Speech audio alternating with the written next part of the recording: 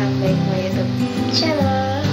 Sesuai dengan judul yang di atas, aku akan membahas video tentang teknik komunikasi arsitektur dan poster arsitektur. Oh ya, jangan lupa like, komen video ini, dan jangan lupa subscribe karena subscribe itu gratis.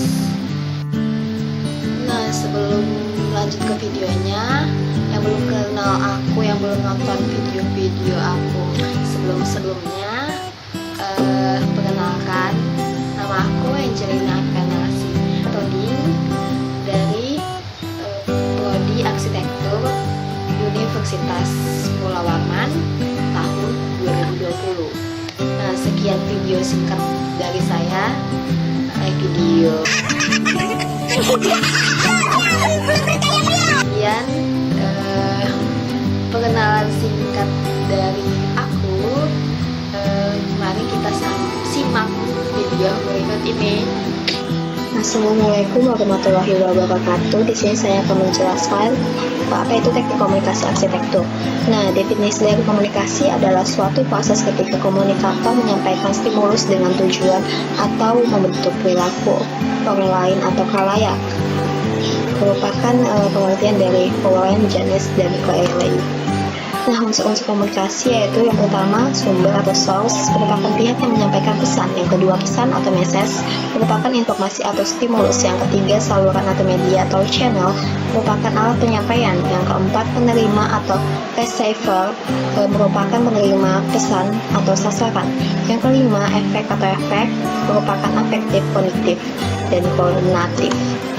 Nah, tipe komunikasi, yang pertama komunikasi dengan diri sendiri, yang kedua komunikasi antar pribadi atau interpersonal communication, yang ketiga komunikasi secara publik atau public communication, yang keempat komunikasi massa atau massa communication. Nah, fungsi komunikasi terbagi menjadi 4. Yang pertama yaitu fungsi sosial, merupakan konsep diri, eksistensi, kelangsungan hidup, hubungan. Nah, yang kedua fungsi ekspresif, merupakan ungkapan perasaan, emosi, suasana hati atau mood. Yang ketiga fungsi ritual atau merupakan kegiatan keluarga, perayaan, ekspresi, komunitas, selebrasi. Yang keempat fungsi instrumental, merupakan hiburan, proses belajar, memberikan motivasi, dan promosi.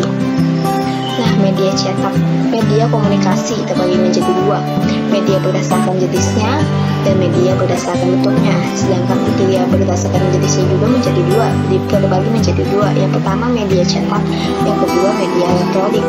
Nah, media berdasarkan bentuknya terbagi menjadi 4. Yang pertama media cetak, yang kedua media visual, yang ketiga media audio, yang keempat media audio visual atau AVA. Nah, sistem visual. Nah, metode dan asas yang digunakan dalam komunikasi visual. Nah, sistem visual terdiri atas struktur visual dan organisasi visual. Dan sistem visual erat kaitannya dengan bagaimana gambar dan teks dihubungkan satu sama lain secara visual, dan bagaimana objek-objek tertentu ditata ke medianya, yaitu media kertas, papan, slideshow, dan sebagainya. Nah, tanpa sistem visual, kita akan kesulitan dalam mengerjakan suatu produk desain visual. Yang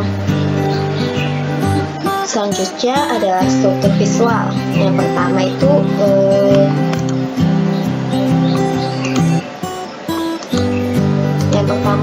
grid, yaitu grid adalah garis-garis imajiner yang membentuk zona dalam suatu menampilkan objek visual atau gambar maupun teks. Nah, contoh paling sederhana penerapan grid adalah margins, baselines, dan hardlines. Nah, dalam contoh pribadi, kita menggunakan grid itu dalam pembuatan CV atau curriculum fact.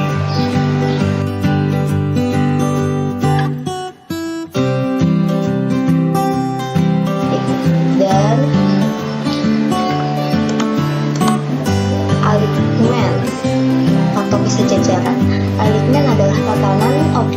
visual baik gambar maupun teks yang membentuk garis sejajar. Nah, prinsip alignment selalu diterapkan pada bagian luar atau pinggir edge dari objek, meskipun tidak harus selalu demikian. Nah, garis imaginary alignment bisa berupa garis lurus maupun melengkung atau organik. Nah, desain grafis. Grafis juga berasal dari bahasa Yunani atau grafia yang artinya tulisan, gambar, citra. Sedangkan grafien merupakan artinya menulis atau menggambar. Nah, desain grafis adalah proses perancangan grafis atau hasil perancangan grafis. Nah, unsur-unsur desain grafis yang pertama itu konsep. Bersifat konseptual atau abstrak tetapi dapat dirasakan keberadaannya dalam karya desain. Yang kedua berupa atau wujud visual, elemen-elemen yang dapat dilihat meliputi bentuk, ukuran, warna, kontras, dan pola. Yang ketiga hubungan atau relation yang merupakan penempatan dan keterhubungan bentuk dalam suatu desain. Penerapannya berupa arah, kedudukan, ruang, dan penekanan. Yang keempat fungsi atau functions merupakan pemanfaatan karya desain yang diletakkan di latar belakangi tujuannya. Nah, selanjutnya tipografi. Tipografi memiliki tujuan. Yang pertama meningkatkan dan mengoptimalkan nilai untuk dibaca. Yang kedua menciptakan hubungan yang kontekstual. Yang ketiga memberikan informasi yang efisien dan bermakna. Yang keempat menciptakan kesadaran dan menunjukkan eksistensi. Yang kelima mengomunikasikan ide, gagasan, dan emosi. Nah, fungsi tipografi terbagi menjadi dua. Yang pertama fungsi readability, yaitu fungsi kenyamanan atau kemudahan suatu tulisan atau bentuk huruf untuk dibaca oleh pengamat. Yang kedua yaitu fungsi legibility, yaitu fungsi kemudahan mata mengenali suatu karakter atau huruf atau tulisan tanpa harus bersusah payah membacanya. Nah, selanjutnya unsur-unsur tipografi. Yang pertama kontras. Kontras sangat mempengaruhi pembacaan. Ketika kita berbicara tentang kontras, ada dua hal yang penting. Yang pertama di teks dan background. Space memberikan cukup ruang antara karakter huruf yang satu dan yang lain. Yang ketiga hierarki. Hierarki berkaitan penempatan huruf-huruf dari yang terpenting hingga yang kurang penting. Nah, klasifikasi tipografi. Yang pertama itu serif, yaitu terbagi menjadi old style, traditional, modern atau neoklasik, dan didon, slab, crackdown, glyphic. Yang kedua itu sans serif, yaitu broad texture, square, humanistic, geometric. Yang ketiga script, yaitu formal, casual, kaligrafi, black letter, dan logarithmic. Yang keempat yaitu dekoratif. Nah, gaya ini merupakan gaya yang paling beragam dalam klasifikasi dekoratif. Jarang digunakan untuk blok teks yang panjang. Jadi banyak desain seperti epidelic atau bloated sudah ketinggalan zaman. Berikut ini contoh-contoh penerapan dalam kehidupan sehari-hari gaya tipografi serif, sans serif, dan script. Logo dengan tipografi serif, sans serif, dan penggabungan antara serif dan sans serif, dan logo tipografi script. Nah, di video sebelumnya kita membahas tentang komunikasi arsitektur. Salah satu bentuk komunikasi arsitektur yaitu poster. Nah, poster merupakan salah satu komunikasi massa, dan fungsi komunikasi dalam poster yaitu fungsi instrumental, yaitu mempunyai fungsi proses belajar, memberi motivasi, dan promosi. Nah, di poster yang saya buat, saya menerapkan struktur tipografi grid. Berikut ini tahap-tahap pembuatan poster.